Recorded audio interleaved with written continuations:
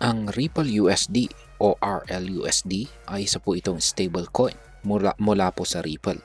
At ito po ay opisyal na pong na-launch sa Root Network. Ang bagong partnership na ito ay nagpapalawak po ng liquidity o ang kakayahan ng stablecoin na madaling ma-access at magamit po sa iba't ibang transaction. Pero ano nga ba ang RLUSD at bakit po ito mahalaga lalong-lalo na para sa atin na mga Pinoy crypto traders o investors na interesado po sa stablecoin na ito.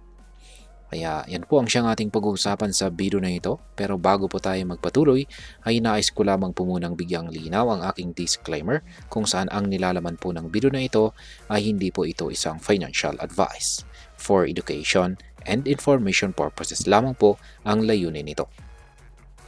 Ayan, ang RLUSD ay isa po itong stablecoin na nakapeg po o nakadikit ang halaga nito sa US dollar.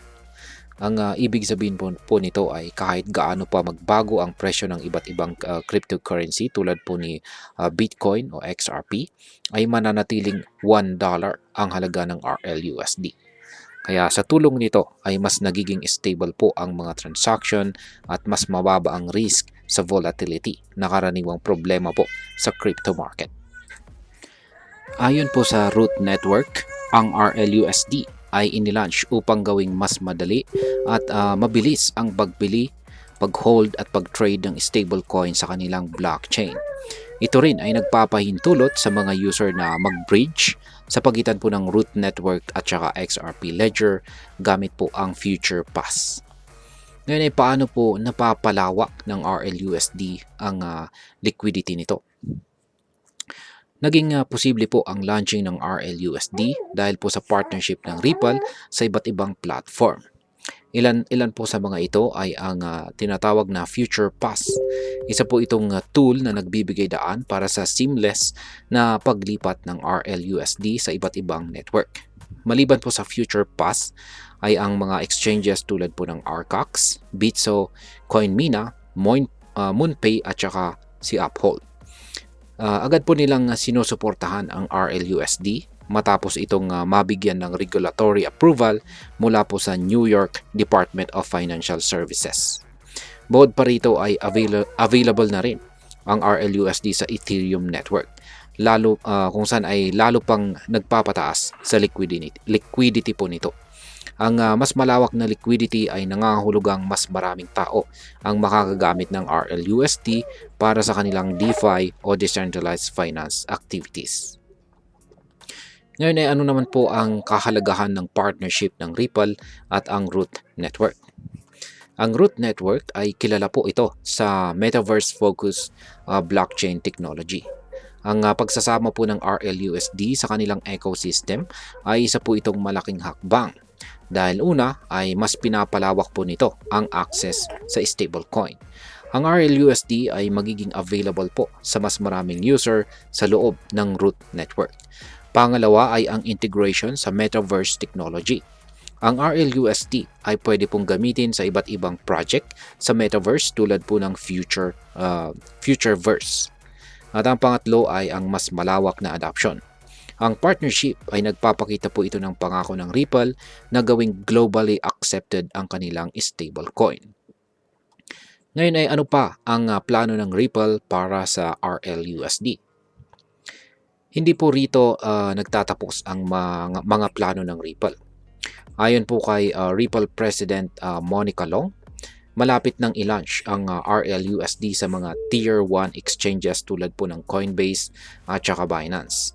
Bukod pa rito ay pinag-uusapan din ng Ripple ang posibilidad ng partnership sa Cardano Network.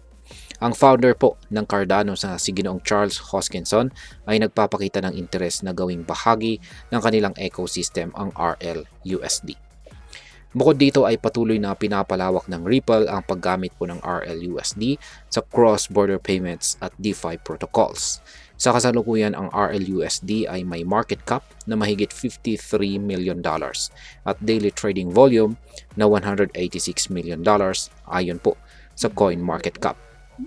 Ngayon ay ano naman po ang maaring maging epekto nito para sa atin bilang mga Pinoy crypto traders or investors na interesado dito kay RLUSD.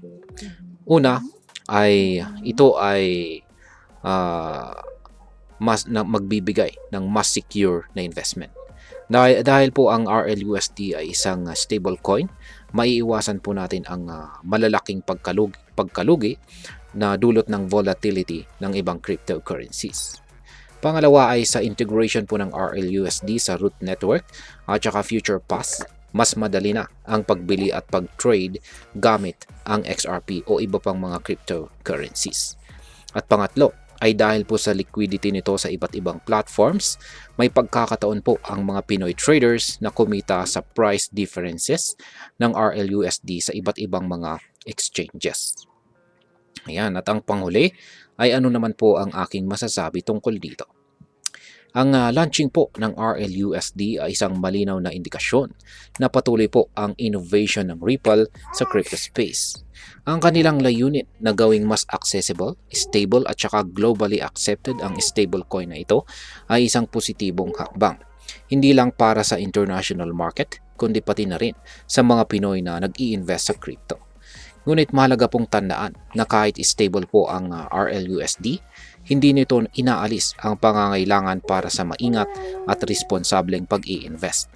Iwasan po ang speculative behavior at palaging pag-aralan ang market trends bago po mag-invest. At ayan, hanggang dito na lamang po tayo sa video na ito mga ka-crypto. Sana po ay inyong nagustuhan ang aking paliwanag sa video na ito. Kung inyo po itong nagustuhan, pakiclick lamang po ang like button nito. Marami pong salamat sa panonood. Ingat po tayo lagi at God bless po sa ating lahat.